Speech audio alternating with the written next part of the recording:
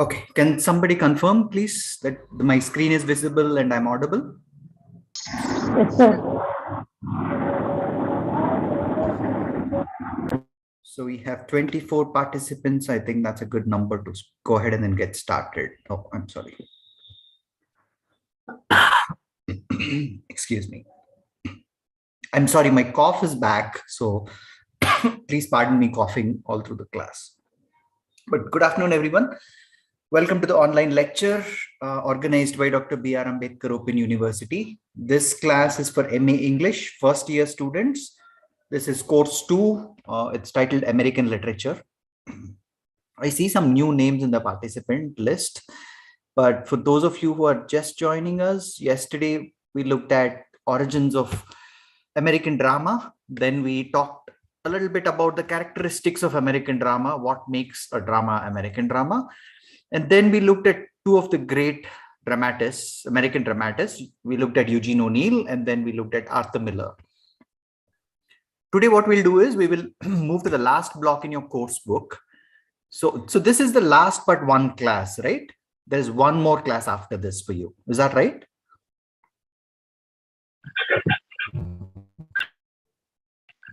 Yes, sir.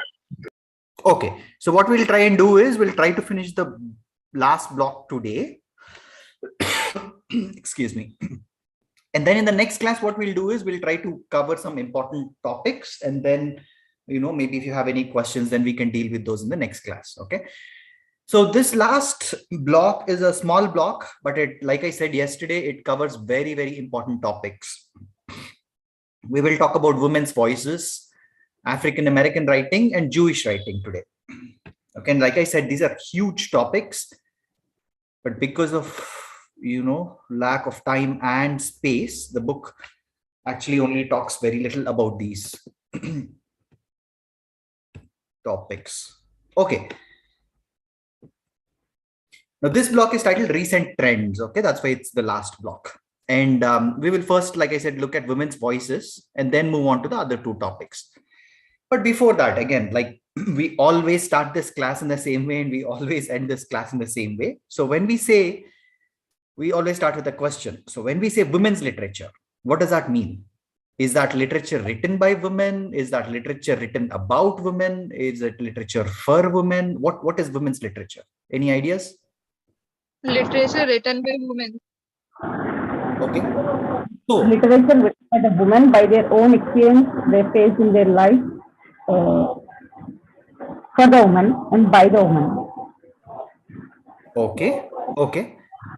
Let me just go back to the previous speaker. Was that, I'm sorry, who was the one that answered first? You said it's literature written by women. Me, sir. Me.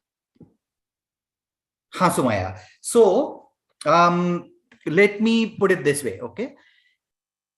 So all literature written by women, you're calling it as women's literature, right? So let's say a woman author is there and then she is writing a sci-fi novel or something related to nature or something of that sort. Can we call that women's literature? Yes. Okay. And you're saying yes only because it is written by a woman, right? Yeah. Okay. Hold on to that thought for a second. Okay. And then we will now move to what Sai Lakshmi is saying. What Sai Lakshmi is saying is, you cannot call all, if I understood it correctly, if you cannot call all the books or works written by women as women's literature, you can only call it women's literature when it talks about women's experience, their life experience, their inner, she said something about the inner feelings or something. So only then it's women's literature. Do you agree with that, Sumaya? Yes, sir. That too comes in women literature. Okay. So now hold on to both these thoughts and then we will see what it is. Okay. Now what Sumaya has defined is not technically called women's literature, but it's literature produced by women. Right? And women's literature is a little different from literature produced by women. How? Women's literature must have, like Sai Lakshmi said, it should have a strong focus on women's experience. Now, what does that mean? Now this we call it a very important criterion, and then we say it is the women's literature deals with women's experience from within. Now what does that mean, right? Women's experience and women's experience within. Now if you let's just go back a little bit. If you look at it, women have been writing from centuries. Okay, it is not okay. They've not written as much as men have written, but then they have been writing for centuries. But they were always writing in the framework that was made by men, right? Do you agree with me? Men have made the framework of writing, and then women just followed that framework, right? What does that mean? Women were writing using the norms that were prescribed by men. So men basically said, you know, this is called a novel, this is called a short story, this is how it should be written, and then women followed that. Okay, but the framework is still, you know, patriarchal, for lack of a better word. Now a shift from this is women's literature, where, like I said, and Sai Lakshmi said, we have a strong focus on women's experience. So does this mean that everything in excuse me, women's literature is talking about, you know, emancipation of women, uplifting of women, and related topics? Do we say all women's literature will talk about, somehow they will talk about emancipation of women? Sai Lakshmi, what do you say? Sir, I think no, sir. Okay. Okay, good. I agree with you. So it's not that all women's literature talks about emancipation of women and stuff like that. Okay, it's not necessary. Women can contribute to women's literature even without subscribing to the goals of, you know, women's liberation or related stuff like, you know, feminism and everything. They can still do that. Sir, I have a doubt, sir. Yes, Afroz. Sir, if a man writes on experiences of a woman, then why it can't be called as women's literature? That is because he has not gone through those experiences, right? Okay. Right. So let me put it this way. Okay. I will say, let's say I have a, okay, I have a good understanding of, or let's say you have a good understanding of the American culture, and then, you know, America as a whole. Okay. Now, Afroz as an Indian is writing about America. Do you think that you can realistically, or not even realistically, you can be quote unquote faithful to that culture and then bring forth the culture in your work? Or will the themes and motifs and everything, that will they come out better if an American writes it? American writes? So as a man, I will, let me say, so if I am a man and then I am writing about a woman, I can only write it from my perspective, right? Yes. I can still say, you know, women are not emancipated, women are, you know, discriminated and all this, but I have not experienced any of those, right? Because as a man, I have this, you know, there's a different status in the society. Obviously it's wrong, but then that's the truth, that's the reality, right? So from my perspective, I can write about women's experience, but when a woman writes about it, it's different, right? But as far as I read, sir, in American literature, all the women are writing about their thoughts and experiences only. But when we take Indian writer Arundhati Roy, she is apart from that, no, sir? She is apart from that, yes. Then why can't we can call it as women's literature? Why can't we call whose literature as Arundhati Roy's literature as women's literature? You can, depending on the themes that she's using, and then depending on what she's talking about, you can. And most of the themes are also apart, sir. Like all sufferings and pains are seen in the American women's literature, Afro-American women's literature. Correct. But that is not seen in Indian women's literature. Well, hold on to that thought. Okay, there are writers who have written about suffering and everything in their life. Okay, I don't know if you have a paper on Indian writing, but we will talk about that. Okay, Afroz, just hold on to that thought for a second. Okay. And then we will get to your point. And if by the end of this class we don't get to your point and you don't get an answer, we will deal with it at the end of the class. Is that okay? Okay. Okay, okay. So what my first point was, women can contribute to women's literature even without subscribing to the goals of women's liberation and everything. Now, second point is that a lot of women authors say that they are first authors and then a woman. Okay, they being authors has nothing to do with their sex. They are authors, and their sex, that is being a woman, is just accidental. That's all. They would have been authors if they were men. They would have been authors if they were women. So they being a woman is not what is responsible for them being an author. Okay, so just keep these things at the back of your mind when we talk about these things. Okay, now we said, like Sai Lakshmi said, women's experience is what is crucial for writing women's literature. But if you look at it from a holistic view, okay, now come out of, if you are a woman, come out of your life and then look at it from a holistic view. You will immediately recognize that there are some issues that women go through irrespective of where they are, right?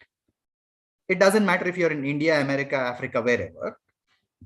As a woman, you go through certain issues across geographies, right? So there is a sense of universality. What does that mean? There are some themes in women literature which are universally true. Okay, patriarchy comes first in those themes, but anyway.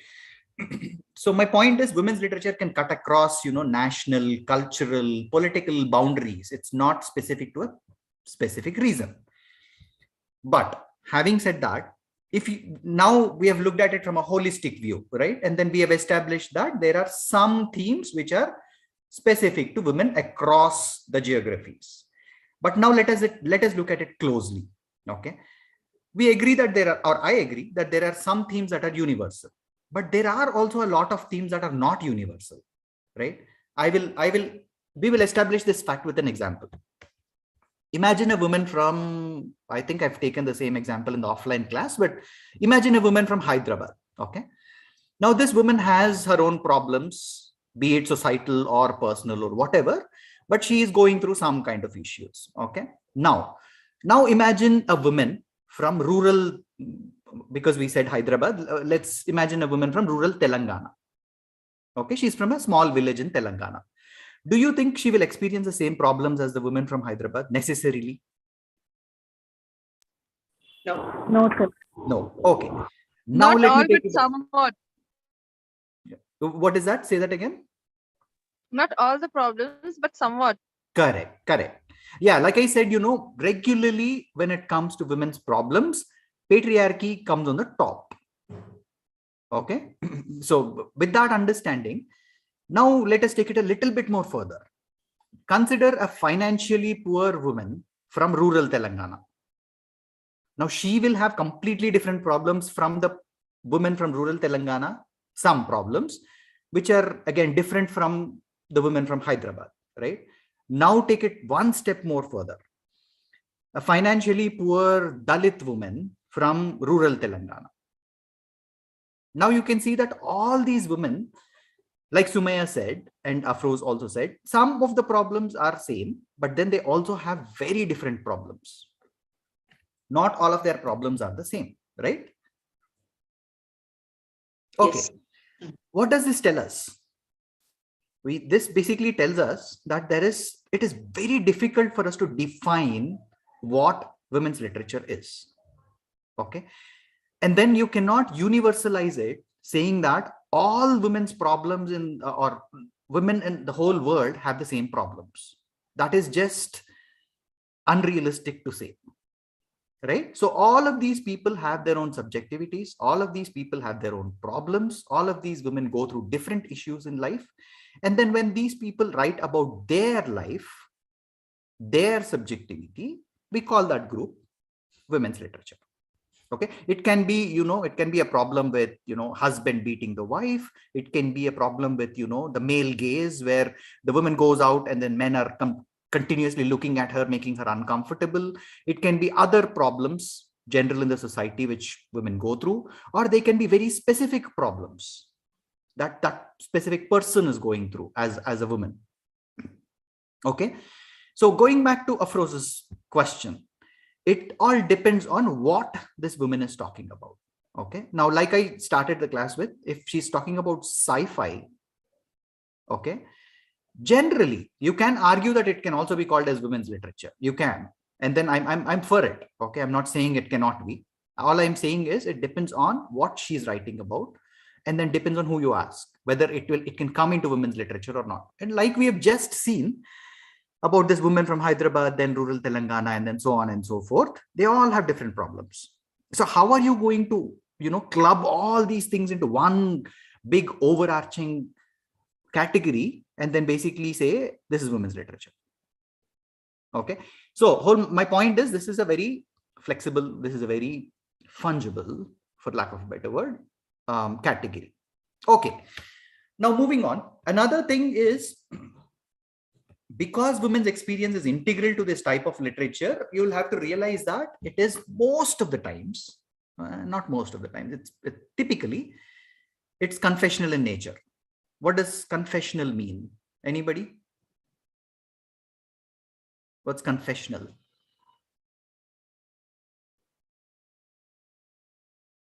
Writing about their pains, griefs, and sufferings.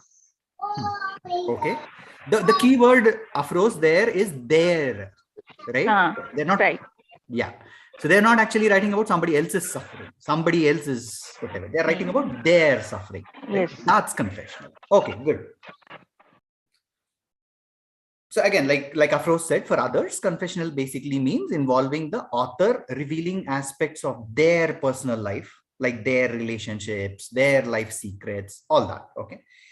Now we will actually look at two American poets, Sylvia Plath and Anne Sexton, in a few minutes, who use this type of writing in their poetry.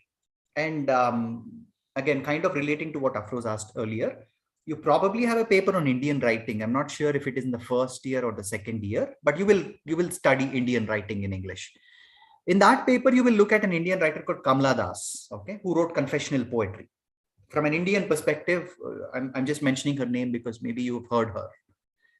She's more famous in India than, Sylvia Plath and Anne Sexton for sure. So Kamala Das is one poet that comes into my mind when anybody says confessional poetry. So anyway, coming back to American literature, the first author that we'll look at is Joyce Carol Oates. She's not a poet, she's an author. I mean, well, she did write poems, but then we are actually talking about her complete oeuvre. This is the first author that your book mentions. Joyce Carol Oates is an American poet. She's a dramatist. She's a critic. She has written short stories. She's written like humongous amounts of work, actually. She's written about 60 novels. So she's written a lot. Now she's special because all her published, she's special in two ways, actually. Okay. One is she's published several of her novels under pseudonyms, like Rosamund Smith, and she used something else also as a pseudonym. But do you know what a pseudonym is? What's a pseudonym? Fake name. Fake name. Okay, very good. Yeah. I would put it as an alias. Okay, a fictitious name that a person, usually authors use this. Okay, a fictitious name that an author is using. Now, a lot of authors use pseudonyms for various reasons, but because we are talking about women's writing, you can see why women authors earlier used pseudonyms. And usually the pseudonyms that they used were male names. Okay, this is the time that I'm talking when, a woman had to have a pseudonym which is a male name to get published. Okay, because publishers were just looking at the name, and then if it's a woman author, then they would just throw it in the trash. They wouldn't even publish it. Okay, so there are a lot of authors, women authors, who used male names. Okay, anyway. Just as an example, I'm not sure again if you have come to the 19th century in British fiction, but there's this famous author called Emily Bronte. I don't know if you're there yet, but in your course, but Emily Bronte is one of the Bronte sisters. She used a pseudonym and then she called herself Alice Bell. Okay, or another author is Mary Ann Evans, who wrote with the pseudonym George Eliot. So anyway, back to Oates. She used Rosamund Smith and then Lauren something, I forget. But anyway, you can Google what is a pseudonym of Oates and then you will get it. I remember Rosamund Smith and Lauren something. But anyway, Oates said something very interesting. And it's also kind of ironical that she said it, but what she said is all art is autobiographical. Now she's taking that confessional, the term confessional to the extreme. Okay, she's basically saying whatever you write, whatever you paint, all art is autobiographical. You cannot go out of your life. Basically, whatever you do, it's about your life. So basically what she's saying is, including literature, everything is more or less confessional. It should have some kind of personal elements in it, right? Why is it ironical? Because, why am I calling it ironical? It's because if you look at her work, most of her works don't seem like they have any autobiographical elements. Okay, we will see why that is the case. It seems like they don't have any autobiographical elements. Now, this is where I say the irony is. She's kind of said it should be autobiographical, but then her own work doesn't seem autobiographical. Anyway, she writes about, pretty regular American stuff. She talks about middle class experiences. She talks about regular people from the social middle class, talks about barbecue shop, or talks about, people going to shopping, school children, and typical businessmen, American businessmen. These are her major, characters. Now, when I say this, immediately you will think that her characters are pretty ordinary, right? They are ordinary on the surface, but this is kind of a little deceptive, because her characters are ordinary when you look at them, and the themes that she writes about are very complex. So there is an underlying layer. Okay, and this is not specific only to Oates. There are many authors, American or otherwise, where you read the novel or you read the character and then you think, that was a good story. But then it's not just a story. You'll have to go underneath. And that is where you'll find these themes, right? That we have been doing all through this course. We have been reading the stories and then we are coming up with the themes, right? Okay, anyway. Now, what makes her special in another way is her characters experience, fear and violence. Violence is like the major theme in Oates's work. Now, this violence is not just from other people. Okay, it's not just people killing people or, somebody hitting somebody. It is that. And this can also be their internal fears and the internal violence that they go through. Okay, so it's even inside and outside. There's kind of like murder. She talks about suicide. Some characters have rape, all kinds of violence in her work. Okay.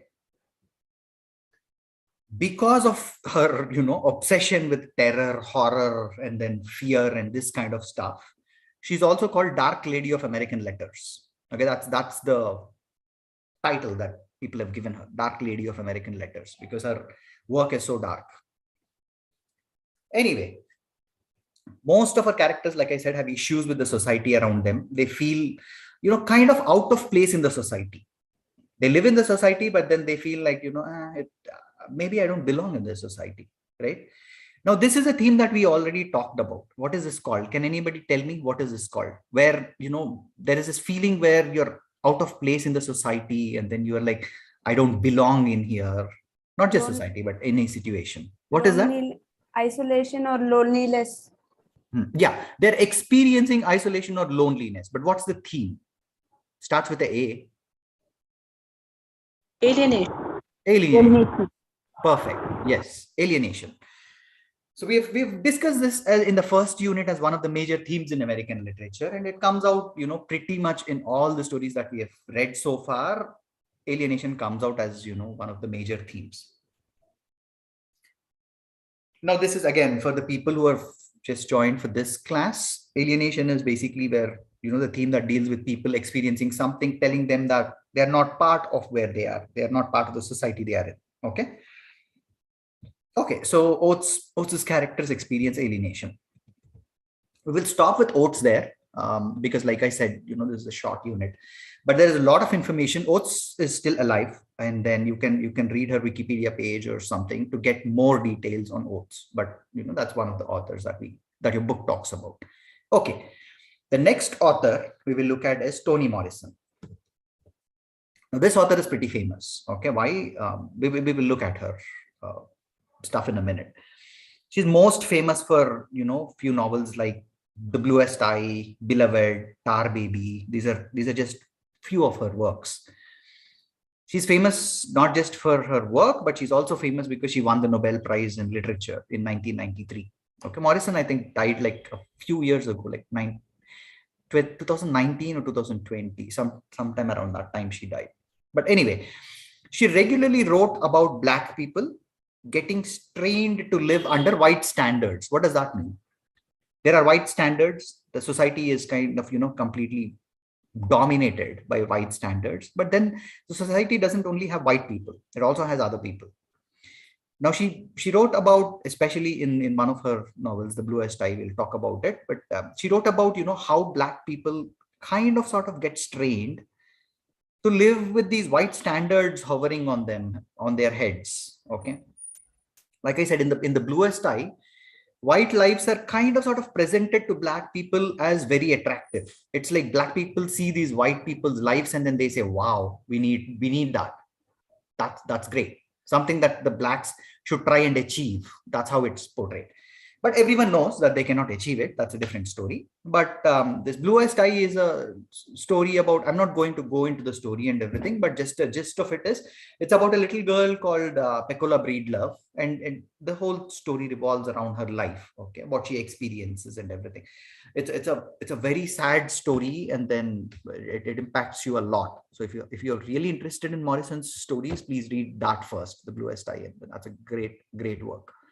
So anyway, in this work, what she does is Pecola Breedlove is a small girl, 11, 12 years old, something like that. But she equates beauty with white standards. What does that mean? She basically thinks all white people are beautiful or Black people are not beautiful. She's a Black girl. Okay. So she thinks, she aspires to be quote unquote white. And then she basically wants the bluest eye. White people sometimes have these blue eyes, right? So she wants the bluest eye so that she can be beautiful. Okay, so now you can see here how the white lifestyle and standards are shown as something great, and then Black people can only dream of. She cannot really get bluest eye, but then she can only dream of. Okay, any questions so far? Again, Morrison's work is extensive. We cannot cover it in the 5-10 minutes that we have. So please take that. Even the book doesn't cover that much on Morrison. So if you're really interested in Morrison's work, I request you to go and then, Google or go to your favorite streaming app or whatever, and then listen or read her works. And that'll give you much more information than the book or I can give. Okay. Okay. Any questions so far? Or can we just move on?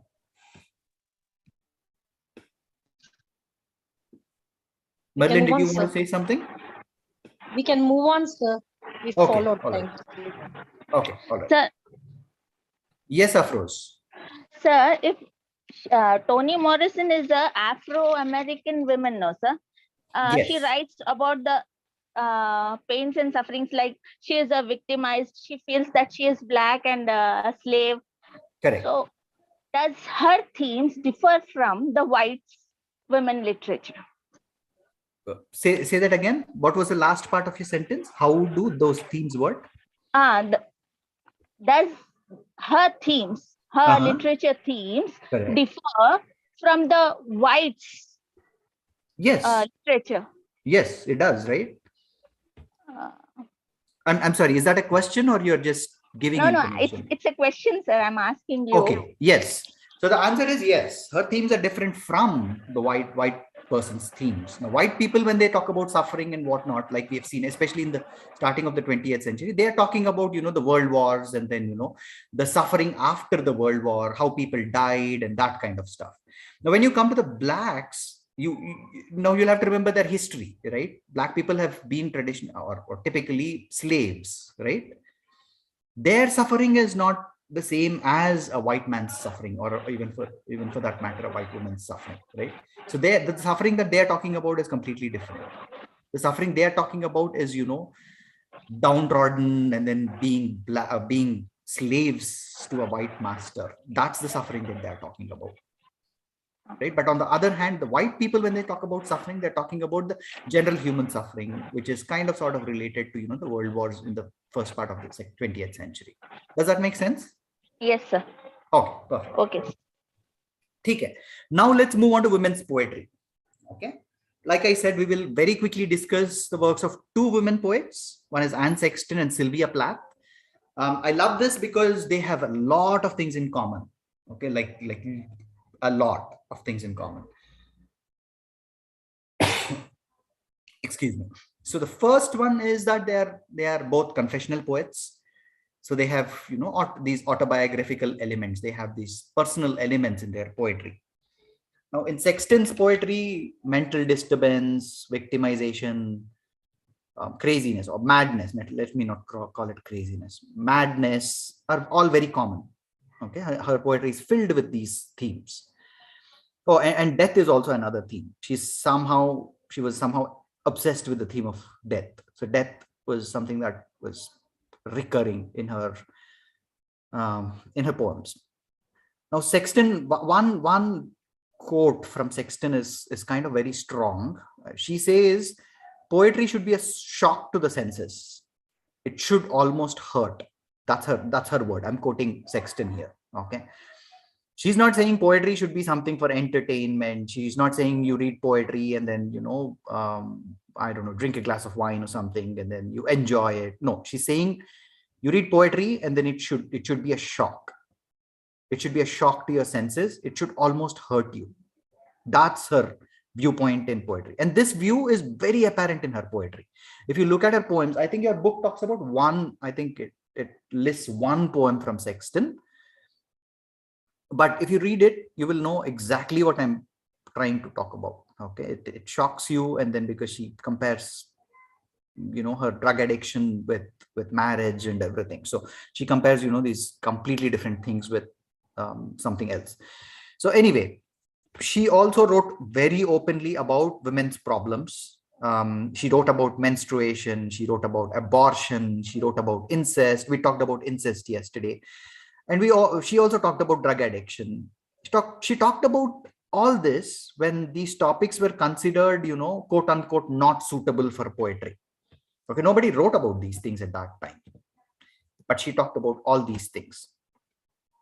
Now, another thing about Sexton is she did all this while she herself was suffering from mental disturbances. Okay, she herself had some mental problems. And she basically died at the age of like 45 or something by suicide. She committed suicide. She killed herself. Now, pretty much the same thing. And then we can just replace it with Sylvia Plath. Sylvia Plath again has a lot of common stuff with Sexton, especially when it comes to the themes of her poetry. Now, again, Plath also wrote about death, suicide, isolation. Somebody, I think Ishrat was the one who mentioned isolation. So isolation here is basically, you know, being alone, like you said. Okay, Plath wrote about it. Now her poetry collections are like Crossing the Water, Winter Trees. I'm sure your book lists some more poetry collections. You can look at the names there. But her most famous novel that she's known for is called The Bell Jar. And another interesting thing about Plath is, again, I don't know if you have come to the 20th century British poetry. Did you come to the 20th century British poetry in your British course, in your British literature course?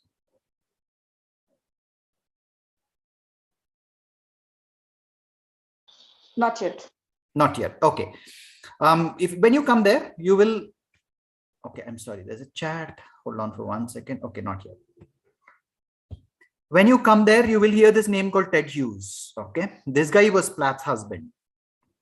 But anyway, that's an interesting story. Ted Hughes is a British guy. He's an English poet, and Plath is an American. But anyway, Plath was kind of suffering from clinical depression most of her life. She also had mental problems, just like Sexton had. And she also, like Sexton, died by suicide at a very young age. I think like 29, 30 years old. That's all she lived. Then she committed suicide. Now, like I said, she wrote about similar themes as Sexton. So we will not go into them now, but your book has, again, one of Plath's poems on page number, I think it's 207. 207 and 208. Yes, 207, 208. Thanks, Sai Lakshmi. It's there, so you can please read it when you have, excuse me, when you get a few minutes later after the class. Okay, the book talks very little about, women dramatists, and then you can just go through it in the book. I really don't have to explain anything there. Okay, hold on. Let me try and change my screen. Okay, African-American literature. Let's move on to our next major thing, African-American literature. I'm not very thrilled at only talking about, women authors for like 40 minutes or so. It is not such a small topic to cover in one class or one book or whatever. So I really, really request you to, go and then search on American women literature or something like that on Google, and then please go through the whole thing because it's a vast topic. Okay. And one more thing, sir. If in the exam, if asked for women American writers, can we write about Emily Dickinson? You can. Yeah, you can. Actually, it is not mentioned in this block, no, sir. Right. Women writers. Right. That's okay. But she's a woman. She's an American. So we talked about her when we were talking about with somebody else, right? Yes, sir. In American poetry, we talked about Dickinson. Okay. I think we talked about Whitman and Dickinson. But anyway, yeah, you can. See, that's the whole thing, Afroz. There is no right or wrong answer, right? Especially for these kind of things. So it is a holistic thing that you'll have to look at. So you'll have to look at American literature as a whole, not as, American poetry, American this, American that, and whatever, right? So just like you said, that's a very good point, actually. If they ask, if the examiner or whoever is setting the paper asks, write about American, excuse me, women authors, of course you can bring in Emily Dickinson in there. Okay.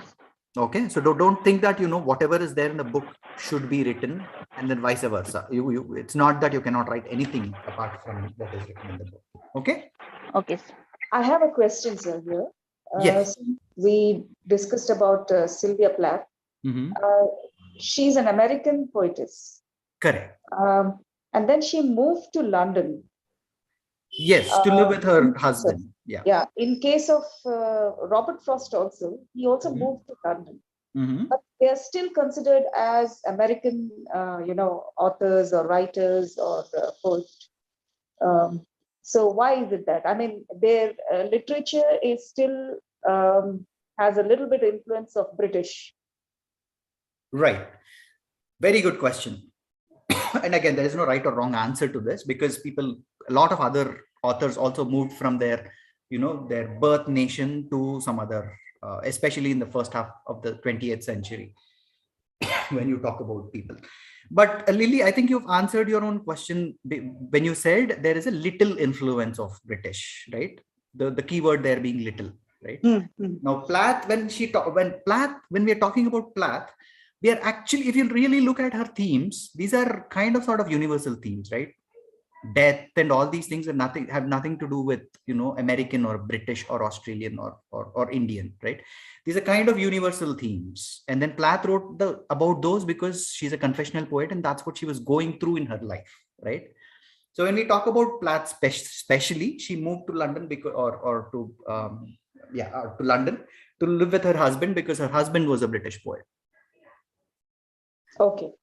So because she does not have any quote unquote quintessential themes of British, she's still called an American poetess. Just because her birth nation is America, right? Okay. It's kind of sort of, I'll go to the point in the similar way with Kamala Das, right? I mean, we can call her an Indian poetess, and then, but the stuff that she wrote about is nothing to do with, specifically India. It's about, anybody can experience those things. But we call her an Indian poetess because her birth nation is India. If there was something about, specifically, if she was talking specifically about something that's only valid in India, then she would be a quote unquote Indian poetess forever, right? Then she doesn't have anywhere to go. She's, put into that category. Okay, does that kind of sort of answer your question? Okay. Okay, now let's move on to African American literature. Again, this is huge. think yesterday there was one person who was kind of interested in African American literature. I'm not sure if he's still there today, but anyway, it's a huge topic. Again, there's tons and tons of information available on the internet for African American literature, but we will go and then we are going to discuss only the syllabus that is prescribed to you. Okay, but before we actually go into the themes and writers and everybody, before that, the person on your screen is Ralph Ellison, and he's there not because he's the only important African American author or he's somehow he is special, but then he's somehow very special or anything. But he's there because we will talk about one of his works in a few minutes. So that is the only reason why he is there. Okay. So before we go into the writers and themes of African American literature, let us first talk about something called Harlem Renaissance. Okay. Anybody from the offline class who have attended the offline class, what is Harlem Renaissance? I will repeat after you, but then I just want to find out if you remember what we talked about Harlem Renaissance. I'm calling it Renaissance, but it's Renaissance, but whichever way you pronounce it, you know the word is on your screen. Okay, anybody who can explain to us what is this concept? I think, sir, it's a movement to gather all the blacks to write about them as a literature or anything. I don't remember much, but okay, you're kind of sort of there, but you're kind of sort of are giving a narrow definition by saying literature, right? Literature is only part of it. Okay, that's okay. but yeah, that's good that you remember. So Harlem is, the first thing is Harlem is a place in New York. Okay, it's just an area in New York. So that's the name of a place. At the starting of the 20th century, around like 1920s and mid 1930s, there was a focus on reviving African American music, art, literature, drama, dance, theater, everything, basically everything that has got to do with African American culture. And all this happened as Harlem at the center. That is why it's called, Harlem is in the name. Now, this movement, like Ishrat said, is considered to have been a rebirth of the African American arts. Okay, African American arts were long forgotten because of slavery and stuff like that. But then this is considered the rebirth of those African American arts. So basically, authors, painters, whoever, black painters, authors, African Americans, at this point were trying to find a new identity of their own. Okay, until that time, the identity that they had was slaves. That's the identity that they have. And then their culture was completely on the back burner, if anything, right? So basic characteristics of this time period was, especially according to this, especially specifically to this concept, is racial pride. Okay, so they were proud of being African American. It's not like, I'm an African American and then I go under the table and then hide. No, they came out and then they said, I'm proud to be an African American. I'm proud of my culture. Okay. So Ishrat, you can see where I was telling yours is a narrow definition, right? Because it's not just literature. It is everything, music, art, literature, drama, everything. It covers everything. Okay. But you're right. The whole point is basically to bring all this up into the mainstream, bring it onto the front burner, not the back one. Okay. Now, from a literature perspective, because we are talking about a literature course, from a literature perspective, a lot of African American authors began to publish their novels during this period. Okay, some of the most popular ones that you will hear are, who were involved in this are like Jean Toomer, Zora Neale Hurston, Langston Hughes. There are others like Elaine Locke and Claude McKay and everybody, but Daniel Sapna, were you trying to say something?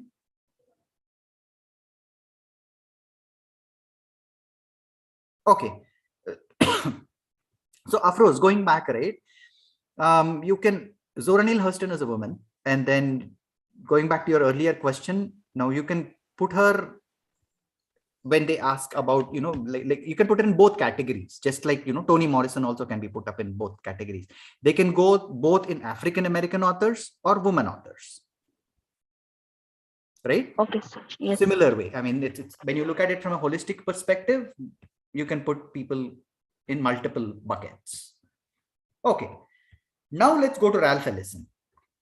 His most famous work is Invisible Man. If you get a chance, read it. It's a great work. This was published in 1952. So we're talking about the middle of the century here. I'll very quickly go through the plot of the novel, and then we'll talk about, what Ellison is trying to tell us here. This whole story is about this unnamed narrator. Right off the bat, he says the narrator doesn't even have a name. Okay, this is an unknown narrator talking about his life. He's a black man. And then he kind of begins by describing his living conditions. Okay, he's basically in an underground room or cellar or whatever you call it. He thinks about, various ways in which he has experienced social, quote unquote, invisibility, or how he has been discriminated, let me put it that way, during his life. Okay, he starts to tell his story, but in at the starting of the story, he goes to a flashback. Okay, so he starts to tell his story. He says, I'm living in this underground room, bin or cellar or whatever. And then he says, okay, I'll tell my story from when I was a teenager. So he goes back in time. This is a flashback. So anyway, in his childhood, he lives in a small southern town. Now, immediately when I say southern town, you should remember that South was for slavery. North was against slavery. We talked about that yesterday. But anyway, this unknown narrator, he completes his high school and then wins a scholarship to go to college. But in order to get the scholarship, he has to, first take part in a, okay, anyway, let me put it in another way. So he passes out from his high school, he gives a speech, and then his president to somebody of the school, he says, hey, you have to give the same speech in front of other people, other white people, okay, not just blacks, and then you will get the scholarship. So he says, okay, I will give it. So, but when he goes there, he actually has to first take part in a brutal boxing match, basically, for entertainment of the rich white people. It has nothing to do with his speech. They just call him, and then they put these classmates together, and then they blindfold them, so they cannot see who they are fighting with. And then they put a brutal boxing match between them. So right off the bat, Ellison is telling us, the discrimination and then the brutality with which black people were treated. Okay. One afternoon, what happens is the narrator drives this guy called Mr. Norton. He's a rich white trustee for the college. By chance, what happens is narrator stops, excuse me, at the cabin of this fellow called Jim Trueblood. Now, you don't have to remember this character much, but this fellow is in a scandal. We won't get into that. This fellow is in a scandal, and listening to Trueblood's story, right? Mr. Norton is like horrified. He thinks it's really bad, and then he asks the narrator to basically he says, find me a drink, basically. I want to drink. I cannot listen to this, this horrible story of this Jim Trueblood. Anyway, the narrator then takes him to a pub or a bar, which is filled with, prostitutes and patients from a nearby mental hospital. Okay, it's filled with that. Now, what these mental patients do is there's a fight and this, that, and all, but then they hurt Mr. Norton. Okay, and the narrator and and this guy Norton run away from that pub, and then they go back to the campus. But when the president of the college, he hears about this, he says, because the narrator has shown the quote unquote bad side of black lives, right, beyond the college gates, to Norton, he'll be, expelled from the college. So he's thrown out of the college. But then this president basically says, I'll give you some sealed recommendation letters. You go take those recommendation letters and you'll find a job somewhere. And then he says, get out. Narrator takes all those letters. He travels to New York and then he distributes his letters to people, but then he doesn't get a job. Now he'll be worrying, and then he'll be wondering why on earth is he not getting a job, even though he has a very good recommendation letter. But by chance, he reads one of the recommendation letters, and then in that, the president clearly says, the narrator is expelled from the college, and then he will never allow him into the college again. So it's not actually a recommendation letter. He basically says, I will never allow this guy back into the college again. So that's why he's not getting a job. So anyway, eventually the narrator gets a job in this factory, a paint factory. And then he gets into trouble at the factory. He is admitted into a hospital. And then after leaving the hospital, he kind of, faints on the streets of Harlem. So here's where Harlem comes into picture. So here's where we are getting into the middle of this Black lives. And then he's taken in by a old woman and whatever. But anyway, one day he sees an elderly Black couple getting evicted from their home. And then, extemporally, he gives a speech to everybody present there. Now he gives a good speech. So the crowd gets excited. And then, there is a riot that happens. And then they hurt the police officials. The narrator, excuse me, somehow escapes. Then he is later asked by a leader of this group called the Brotherhood, and then he starts giving speeches in rallies and everything. At first, everything goes okay. This guy becomes a good leader. He's a good speaker, and then so he throws out speeches at people and everything. But then after some time, he gets into trouble with a guy who thinks that, Brotherhood is actually being controlled by whites. Even though the Brotherhood is actually all Black people, he thinks that it is actually controlled by whites. So anyway, some things happen, and then the narrator thinks that the Brotherhood doesn't have actual interest in solving actual problems of the Black people. Then riots happen in Harlem, people fight with each other. Narrator realizes that, Brotherhood has been actually waiting for something like this to happen to, further its own aims and everything. So in one of the riots, what happens is the narrator escapes, somebody comes and there's a character in the novel. This guy comes to kill the narrator, and then narrator escapes into an underground bin or cellar or whatever you call it. Now, two white men, what they do is they seal him in. They just close the door and then leaving him alone, basically. And then that is where he starts. At the starting of the story, I said he was in the bin or cellar or something, right? So that's when we come back. So he's basically sitting in that cellar, underground cellar, and then he's thinking about, the racism that he has experienced in his life. Okay, now remember that all this is flashback. Now we'll come back to the present time. In the present time, basically, he ends the story by saying he's ready to return to the world because he has spent enough time, hiding from it. Now he realizes that what real world is. He's had enough time thinking about it. So now he wants to come out of hiding. He explains that, he has told this story in order to help people see past his own invisibility. I'll explain what invisibility is here and then what he means by that. But then that's how the story ends. Now, the novel talks about, let's not do the themes, but let us do the themes. Okay, 2 themes. Can somebody tell me 2 themes from this story? What do you think Ellison is trying to bring forth? One is an obvious theme, actually. Racism. Racism. Perfect. Yeah, that's a very obvious theme, racism. Okay. Anybody else? One more theme. We're looking for one more theme.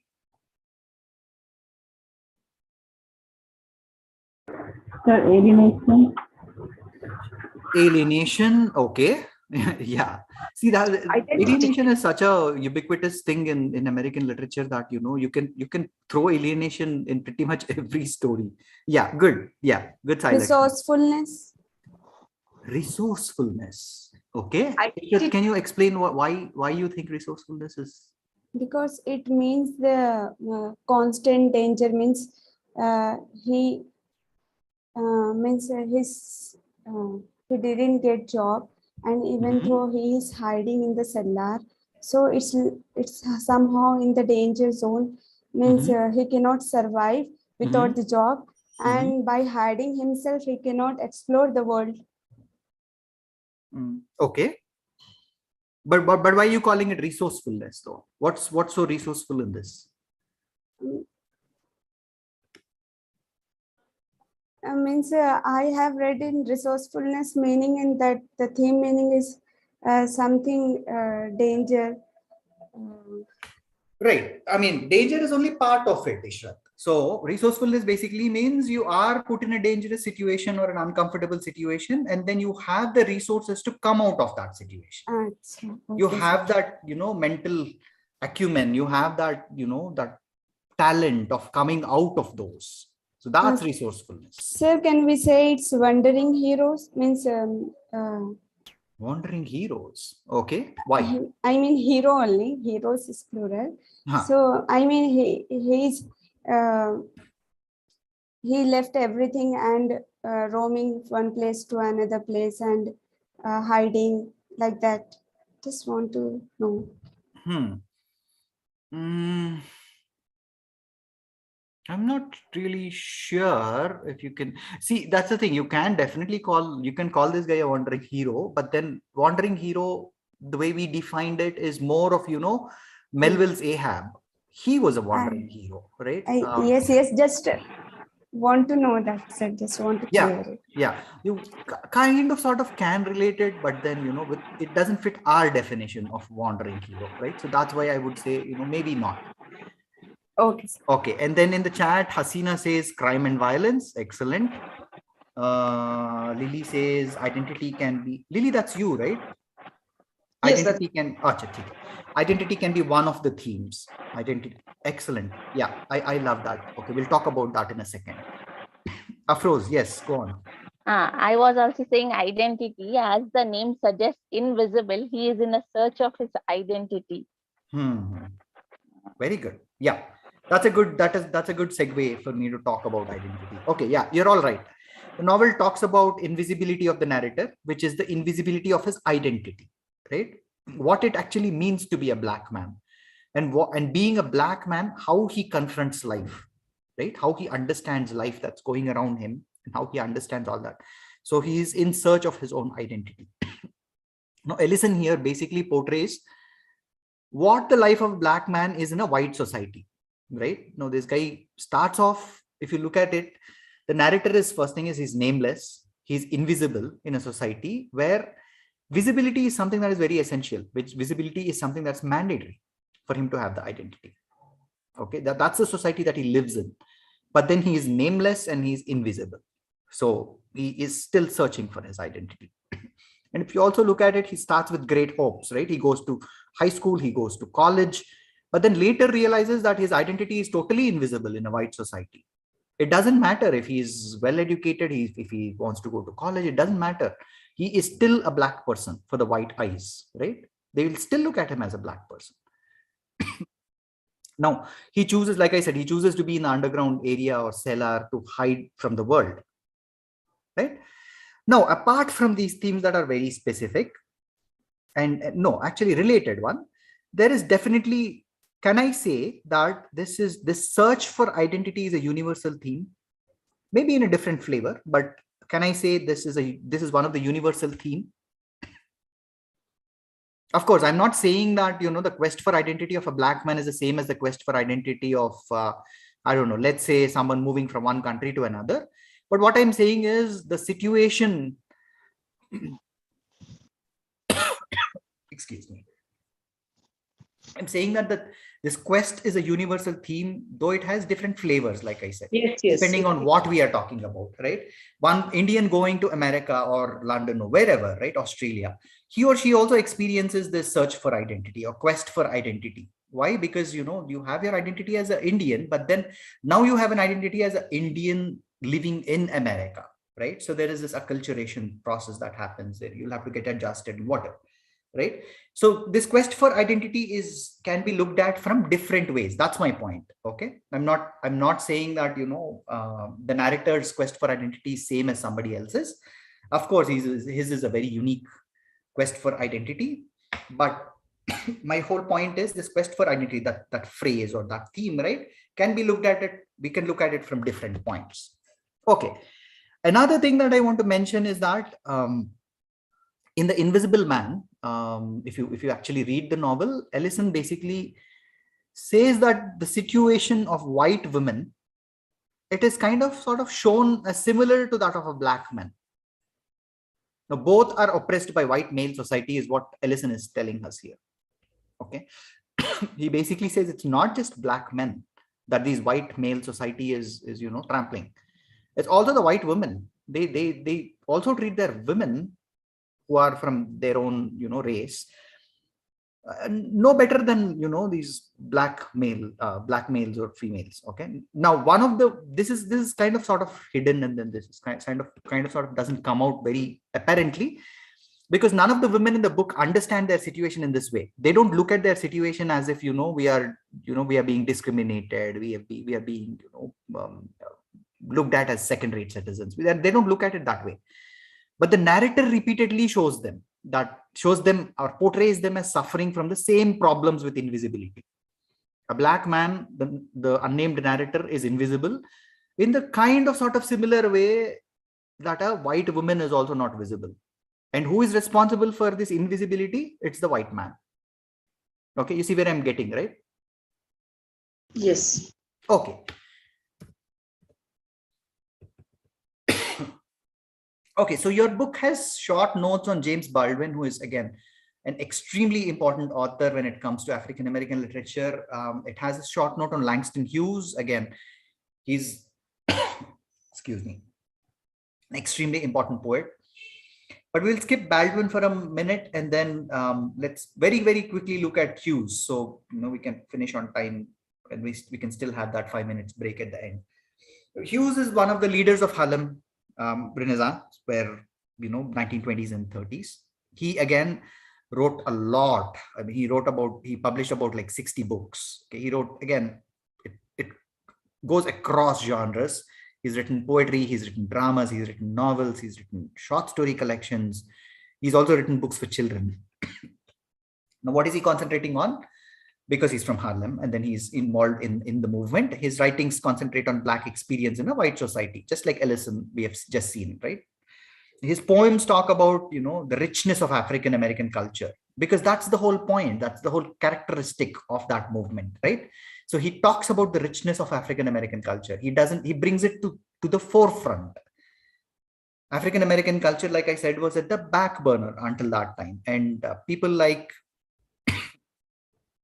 Hughes and Baldwin, they tried getting it in the front. And then they said, we are really, proud of our African-American culture. Now, again, like it's anybody's guess, his major themes were racial discrimination, struggle and suffering of African Americans. One thing that I forgot to mention is these people were very into music, okay, and that to a particular type of music. If you know what jazz music is, so all these people, jazz music is a very, very big characteristic, which is another big characteristic of the Harlem Renaissance. But these people were also into music. So it's not just, like I said, I think maybe it was Ishrat. Madhavi, do you have something to say?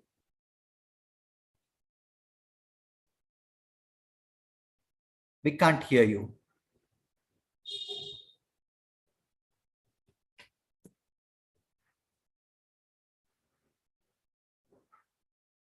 Okay, doesn't look like she has something to say. Okay. So again, like we look at all other genres, we just answer 2 questions from this unit. How do we answer those? First one is, what are the excuse me, what are the major themes of Sylvia Plath and Anne Sexton's works? I've combined this question. It can come as different questions. It can come as same question. It can come as compare and contrast between Sylvia Plath and Anne Sexton. It can come in many different ways. But the answer basically is, like we discussed, death, suffering, mental illnesses, mental disturbances, madness. These are the major themes for these 2 ladies. Now, the second is write a note on Harlem Renaissance. We just talked about it. Why is it called? Yes, Madhavi, you're unmuted again.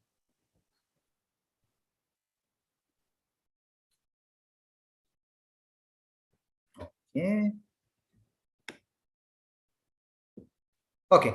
Anyway, when did it happen? What are the major characteristics? You can talk about, how jazz played a major role. You can talk about how African-American culture was coming to the forefront. You can talk about all these things. Oops. Okay. Now, 3 recap questions like we always do. Who wrote Invisible Man? Anyone?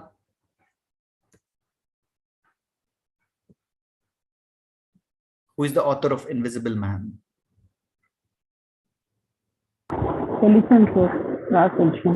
Ralph Ellison. Now, remember this name properly, because don't confuse this guy with Ralph Emerson. Okay, because their names are very, very close. This guy's name is Ralph Waldo Ellison, and then the other guy is Ralph Waldo Emerson. So don't confuse and then, put Emerson into the Black authors list, because that's not where he belongs. Okay. Okay, there's the chat.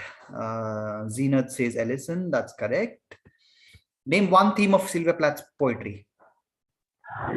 Death and suicide, sir. Okay, that's good. Third one is there only because I just wanted to put it there. Toni Morrison won the Nobel Prize, true or false? Yes, true. Yes, sir. Okay, great. Good. In the year 1993, sir. What is that? Say that again. In the year 1993, sir. 1993. Perfect. Okay. Now, if your question asks, something about Morrison, it is good that you remember that she won it in 1993, but it's not mandatory for you to, remember these years. Not all the years. Some years, of course, are very important. Like we saw yesterday when we were looking at drama, we've split the whole time period into different smaller time periods, right? When the Civil War ended, and then before the First World War started, and so on and so forth. Those are really important years to remember, but then you don't really have to mug up, that Morrison won the Nobel Prize for. I'm sorry, there's a very embarrassing typo on my screen. Okay.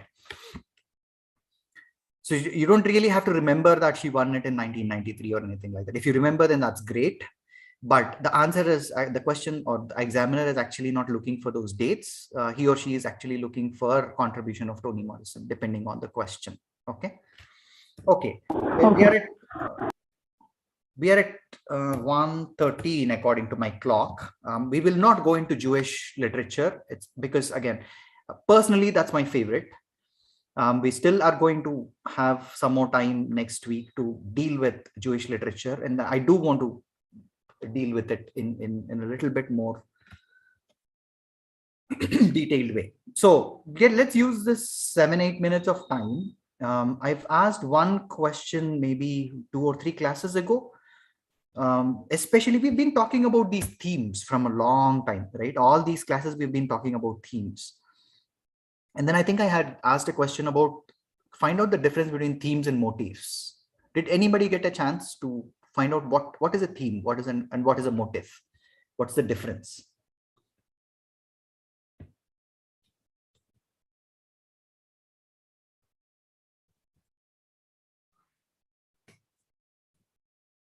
Nobody?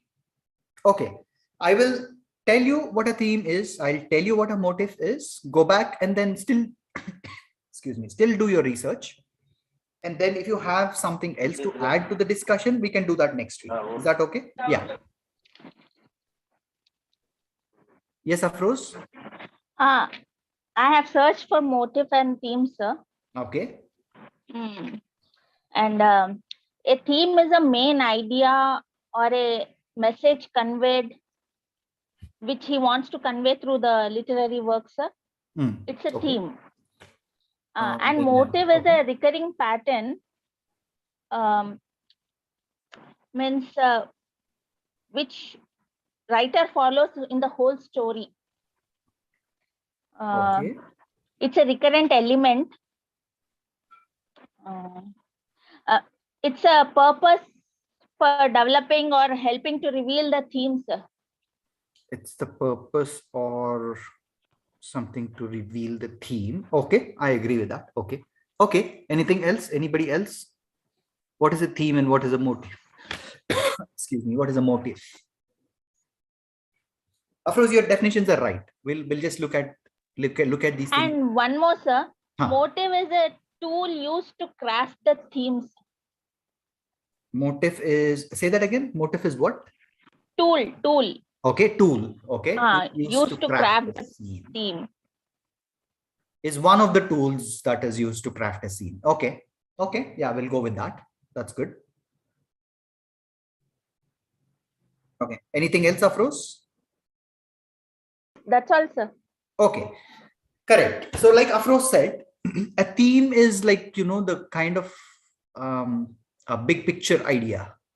and the motif is a recurring symbol. But what does that mean, right? A theme is the main idea or the critical idea or the central message that the work is trying to convey. What is the central idea that the work is going to convey? That's the theme. Motif is something that repeats, an element that repeats in the text or in the work of art. Okay. Now, the main difference between theme and motif is that theme usually is abstract.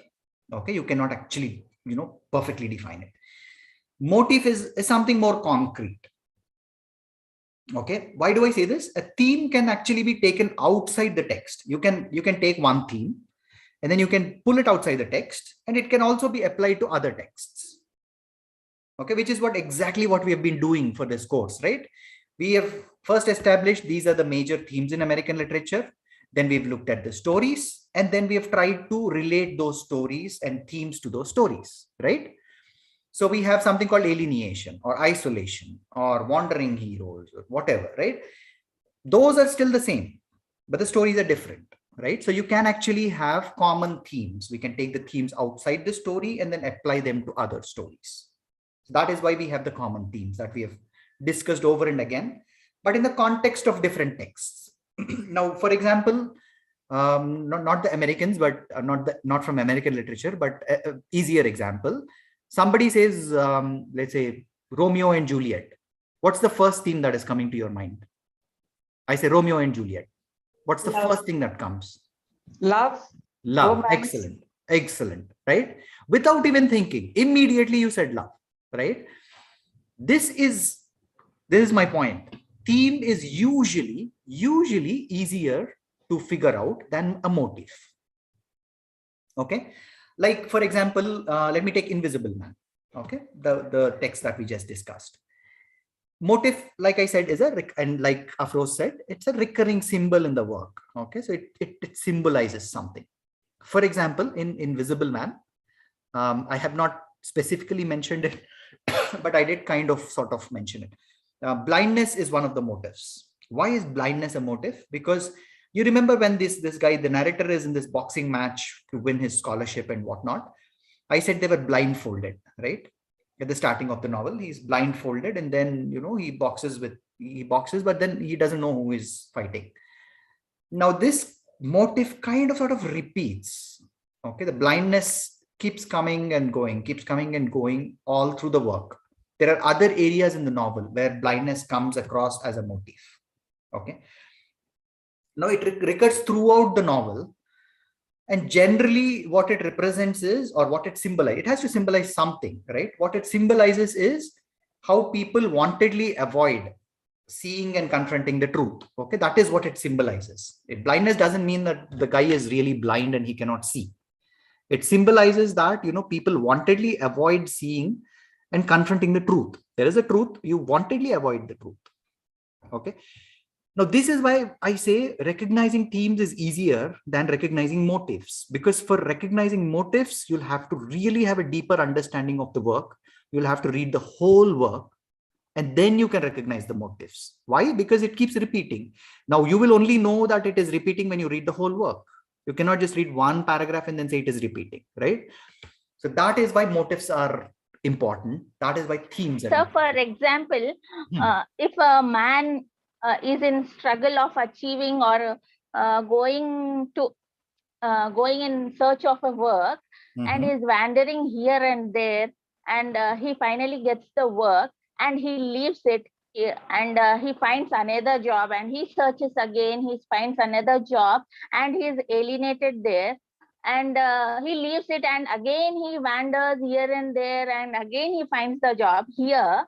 Finally, he gets the job. So here, can we take wandering heroes and alienation as motives, and Protestant work ethic as themes, sir?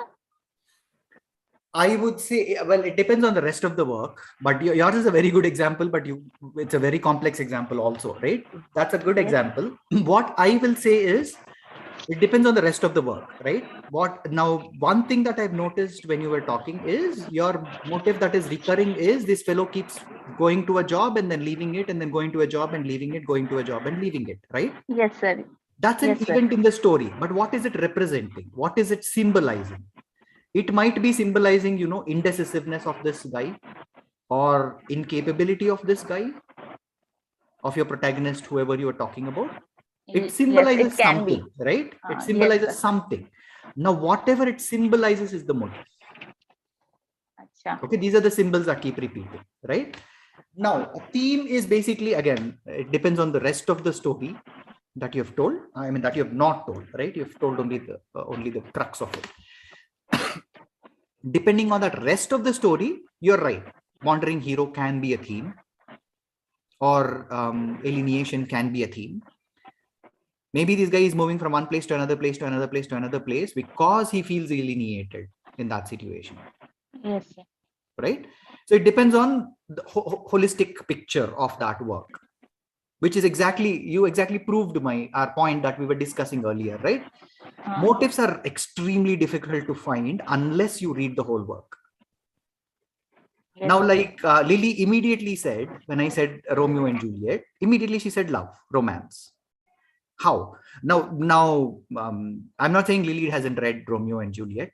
She might have.